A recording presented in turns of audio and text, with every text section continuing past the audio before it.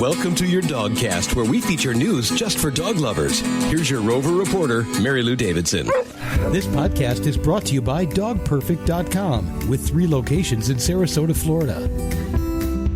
Hello, and welcome to the podcast. Today we're talking about one of the things your dog loves the most, dog food. There's so much confusion and crosstalk about dog food. There are myths, there are old wives' tales, and there are things that we just believe because we hear them. But today I wanted to take a minute and see if we can dispel some of those myths. So I've brought in an expert. It's Kyle Baker. He's the Senior Pet Food Nutritionist for DogPerfect, and he's joining us to set the record straight. Hey, Kyle, thanks for joining us. Hello, everyone. Number 1 on our list of dog food myths is dogs need kibble for good dental health. What do you think, Kyle? That is a myth started by the dog food company so we can sell more kibble. Unlike human beings, dogs have no amylase in their saliva. Amylase is the enzyme that breaks down carbs and starches in our mouth. And dogs don't have that. Dogs, what they're trying to do is they're trying to get food down to their stomach. That's where all the digestion starts. So dogs have an elastic stomach, so they fill their stomach up, and all the acid comes in the stomach, and that's where digestion begins. Sometimes if we eat kibble, when they crush that little kibble, those little small pieces of kibble shards get in between the gums and teeth, and that's actually what causes bad dental health. So it's kind of the opposite. Kibble will cause more dental issues than it actually helps. Wow. So it's not true. Dogs don't need kibble for dental health. No, all those extra sugars feed in the bacteria that causes plaque and tartar in a mouth. So it's kind of counterintuitive, especially because dogs don't chew foods. They chew on bones and sticks and things like that. That's what knocks the plaque and tartar off the upper teeth. But just chewing on kibble itself, no, it more puts more plaque and tartar on than actually breaks it down itself. Okay. Number 2. Changing dogs' diets can be bad for digestion and can upset their stomachs.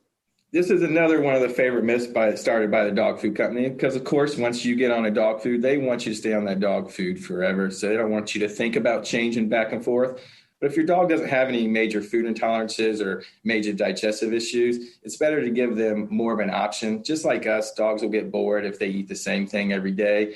And there's all different types of micronutrients and amino acids that you get from different proteins, different fruits and vegetables out there. So having a variety in the dog's diet will have a more rounded off immune system in the long run. Gotcha. Okay.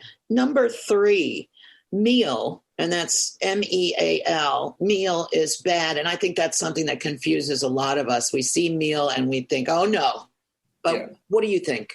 Yeah, everybody thinks meal is bad. When they see meal is bad. But not all meal is the same. So if the food says like chicken meal or beef meal or duck meal, and it's specific of the protein source they're talking about, that's just 100% of that meat content with the moisture taken out. So it's just a concentrate of the protein in it, because all kibble is going to be cooked anyway. So we need to draw the moisture out of it. The meal that we need to be cautious about is if it says byproduct meal, it means there's barely any meat of it. It's more or less the beaks, the bones, the scraps of the animals. Or if they're not naming a specific animal in front of that meal, if they're just saying meat meal or poultry meal, then we're not being defiant on exactly what our dog is getting. And that's when you can start hiding a lot of these scary things in the foods, like 4D meats, which we kind of talked about last time. So that's kind of the importance of meal. As long as it is specific of the protein sources it itself is, like chicken meal, beef meal, pork meal, duck meal, great. Byproduct meal, no. And if it just says poultry or meat meal, no, that's the bad meals. Awesome. That is so helpful. Okay, so number 4, high protein diets are bad for dogs. So everybody thinks high protein diets are bad for dogs because they don't think they can break down proteins the way they should. It really should be more classified as too much protein from vegetable and plant matter is hard for dogs. But protein from meat content is easy to digest. It's easy for the dogs to recognize. It's one of my things I've been trying to get people to understand. Everybody thinks like beef is 100% protein. It's not the case. With beef, with all the moisture and fat in it, it's really only like 12 to 17% protein. So more of your meat bases are actually lower in protein than your corn, wheat, and soy-based proteins out there. So it's all about what quality proteins you're getting. But having too much protein is a myth. It's too much vegetable protein is the issue. Meat protein will deter atrophy and will feed the energy for the dog's body and brain itself. Awesome. So there's some vegetables that are higher in protein than meats? Yeah, so they're higher in proteins because they have more protein bounds into their cellular structure, and it's harder for us to derive that protein out of those vegetable matters. Like all of your vegetarian-based animals out there, they have 4 stomach chambers and teeth that also grind and mush up the food itself. Then it goes into a 4 stomach chamber and starts moving there to draw all the protein out of it. So vegetable protein is harder to break down. It's more of a concentrated of protein with no moisture bound towards it. So it's harder on the kidneys and the liver to break down. Where meat protein it's 70 to 75% moisture inside of it. So it's easier for the body to break down and dissipate through the body itself. It's one of those things I wish I could figure out how to let people know that just because you're eating 100% beef or 100% chicken, it's actually lower protein than a lot of your kibbles that are on the market today.